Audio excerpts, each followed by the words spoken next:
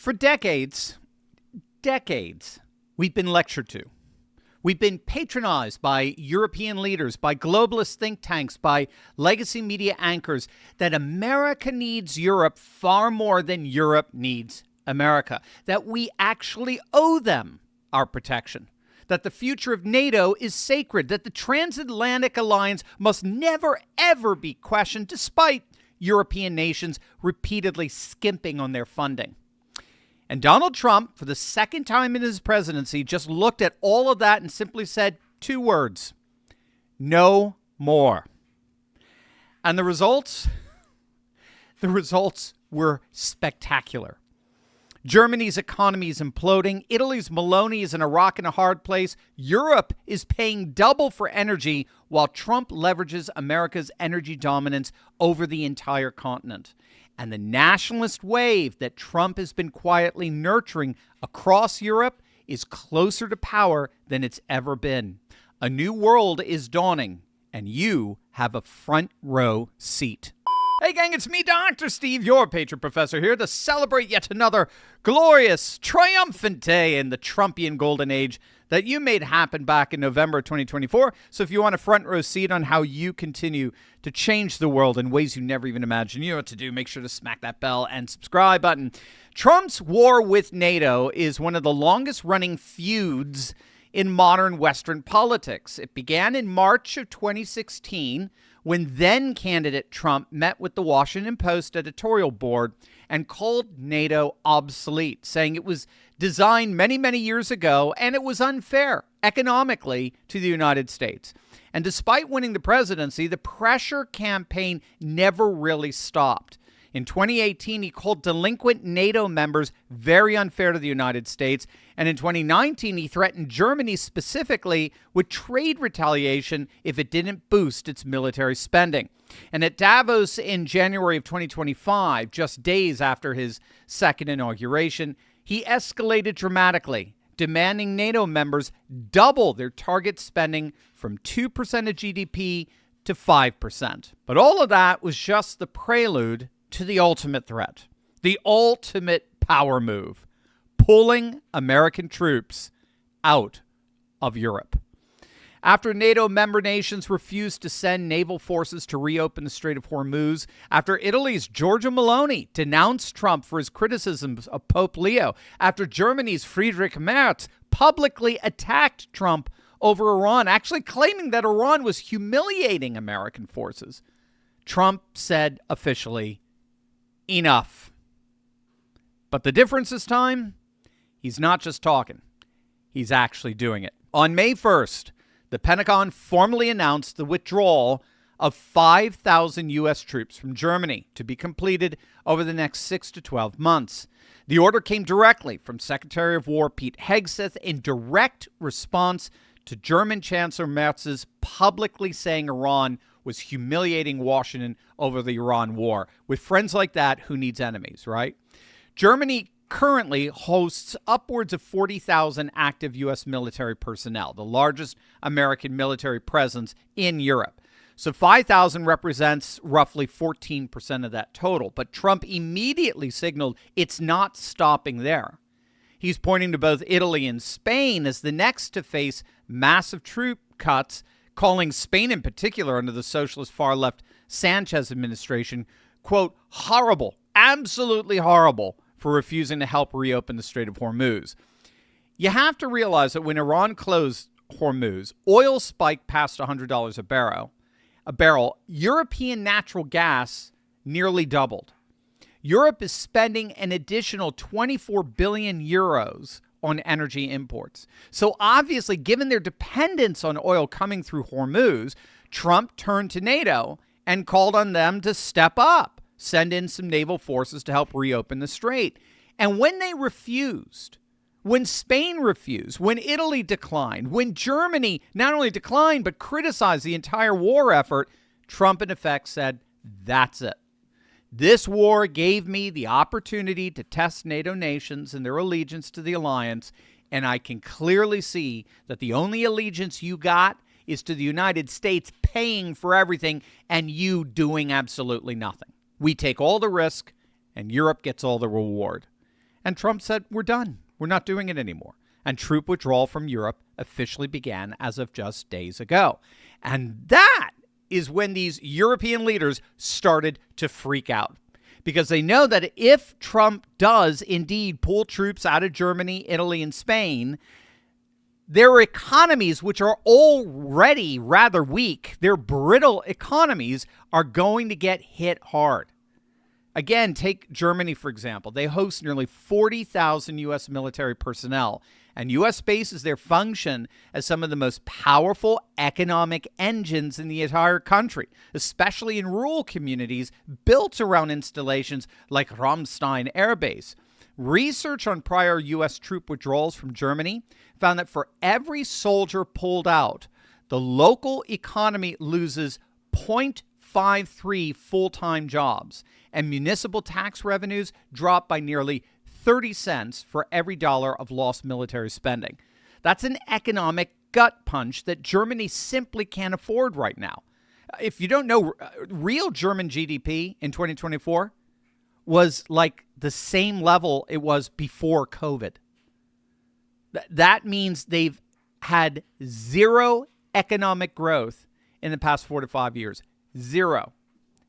In Spain, U.S. bases at Rota and Moran pump over $700 million into local economies annually and support roughly 8,000 jobs, with the Rota base alone ranked as the top U.S. naval installation in Europe for economic impact. And in Italy, the Sixth Fleet's presence in Naples generates roughly $312 million per year and supports 5,000 direct jobs. So when Trump threatens to pull troops, he's not just threatening European security, he's threatening European paychecks.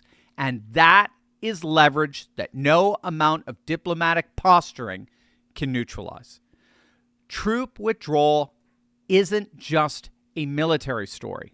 It's an economic gut punch. And given their reprehensible behavior throughout this Iran war, Trump has decided to punch Europe and punch it hard.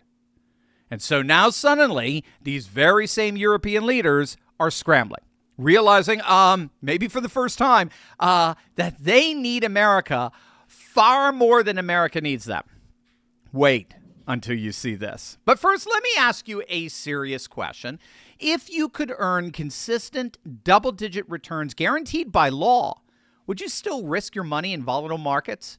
Because most investments today come with a catch. I recently came across a method that works completely differently from a friend of mine. His name's Jay. It's backed by government authority. The returns are set by state law, and you can literally test the waters with as little as $50. No market timing, no complicated strategies, no dealing with tenants, no rehabs, and it doesn't take over your life either. Just a couple of spare hours a week. That's it. Now, here's the part that really caught my attention. This is the kind of predictable, law-based return strategy that banks and hedge funds have quietly been using for years, but it's a strategy that's been hidden and kept secret from most everyday Americans. But that's starting to change. So I asked Jay how long it would take him to teach me, and he told me he could break the entire thing down and actually walk through it live in less than an hour. And that's when I asked him to do the same for you, my audience, and he agreed. Jay is hosting a free live masterclass this Tuesday, May 12th at 8 p.m. Eastern, 5 p.m. Pacific, where he'll show you exactly how the strategy works, why the returns are guaranteed by law, and how everyday Americans can get started with very little time and very little money. But it's live only, no replays. So go to turleyclass.com to register. That's turleyclass.com, or just text Turley to 72000, 72,000, or scan the QR code on your screen, tap send, and you're in. Again, Tuesday, May 12th at 8 p.m. Eastern, if you want predictable returns without the risk, volatility, and complexity of traditional investing. I'll see you in this masterclass. Register now at turleyclass.com. Text Turley to 72,000 or scan the QR code to save your spot. If you're wondering what's going on with Italy's Giorgia Meloni, why she's distancing herself from Trump, you do have to understand the politics in Italy. Trump's favorability in Italy is very, very low. I mean, we're talking like 12%. It really can't get much lower than that. And by the way, that's par for the course for most of the European continent for a whole host of reasons. Trump's popularity is very, very low. His tariff policies that are hurting European consumers, or the spike in oil prices because of the Iran war, or just basic European resentment for being consigned to really nothing more than a bunch of vassal states after World War II. So for all those reasons, Meloni did have to, at least for her own political benefit, she had to distance herself from Trump. Her own approval has cratered down to 39%. Remember, she used to be the single most popular prime minister in all of Europe. She's just lost a major judicial reform referendum, and exit polls showed that the no vote was directly tied to her closeness to Trump. Young Italian voters opposed her proposals by like 61%. Energy prices in some Italian regions have spiked by more than 50% because of Iran. And they're, again, for right or for wrong, they're just largely blaming America for that pain at the pump. And by extension, they're blaming Meloni. So she took the politically expedient route. She distanced herself from President Trump. She suspended defense ties with Israel. She tried to play both sides. And, you know, unfortunately for her, you don't mess with the Trumpsters. You just don't. Right? Just ask the I think it was 6 out of 8, 7 out of 8 Indiana Republican state senators who just got voted out of office because they decided to try to betray Trump. Trump immediately called her out. He said she lacked courage, that he was shocked by her and thought she had what it took to be a real leader of Europe. He said, but obviously I was wrong. And then the knockout blow, he suggested, well, I guess we'll pull troops out of Italy as well, along with socialist Spain.